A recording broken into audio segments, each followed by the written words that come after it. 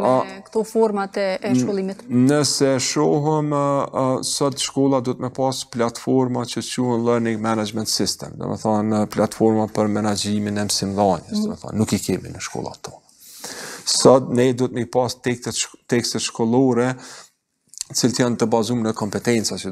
do të më mësoj fëmia, do të thonë nëse I shohim tekstet shkollore të sotët janë larg asaj se çka është ndodhur jashtë vendit. Kemi vende të Bashkimit Evropian të cilat kanë tekste të cilat mundën me marrë si model dhe sidomos në lanë të sistemit dhe më përkthy kënejna. Pastaj në anën tjetër nuk janë të sqaruar programet, kurikulat me tekstet shkollore nuk lidhen mirë atje. Pastaj sot hala mësuesi në shkollën tonë hala mësuesi e krijon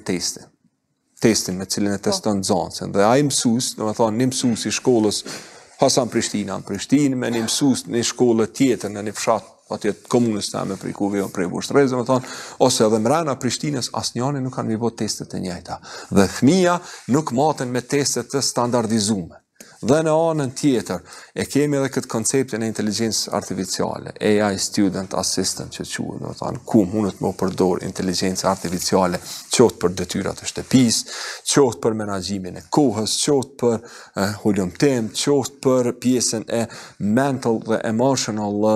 support, do të thonë me përkrah min aspektin emocional dhe mental, do të thonë, pastaj në mësimin e gjuhës dhe gjitha këto dhe ne jemi larg këtyre trendeve ku bota sot është të shku drejt edukimit 5.0 dhe ne hala nuk kemi mri në edukimin 4.0 ku involvohet teknologjia, është ai koncepti one laptop per child, ku çdo fëmijë duhet me pas një laptop, ku çdo fëmijë sot duhet me pas qasje në internet, ku librat më fizike nuk duhet me u bajt me vete, por duhet me pas pjesën online, domethënë, dhe ne hala si kemi mri këtu, dhe nuk e dim çka po pret kjo qeveri matutje, domethënë, dhe tash ka hyrë një komponent tjetër që quhet inteligjenca artificiale. Dhe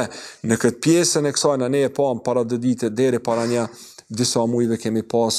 virtual reality, ato boksat që kanë qenë, ose augmented reality, dhe sot ka hyrë tash edhe inteligjenca artificiale edhe në këtë pjesën e realitetit virtual, domethënë. Dhe ne jemi larg, sot dje lexova në forumin ekonomik botëror dikon që kanë bërë një hulumtim, 57% të punëtorëve që ata I kanë intervistu kërkojnë nga kompanitë e tyre që me pas trajnime për inteligjencë artificiale. E mësues tanë,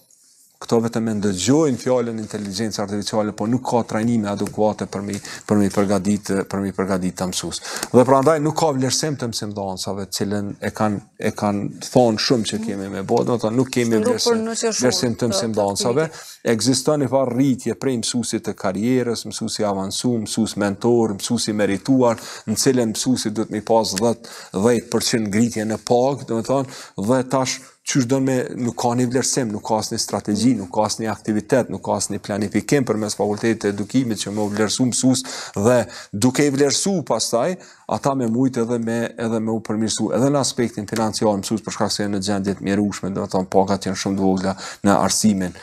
në sektorin e arsimit në vendin tonë. Domethënë janë shumë probleme dhe kur të vina në fund ne kemi u ballafaqu me kthyte pika asaj për çka jemi të folur sot, kur të vim ne me një shtator me gjas kemi u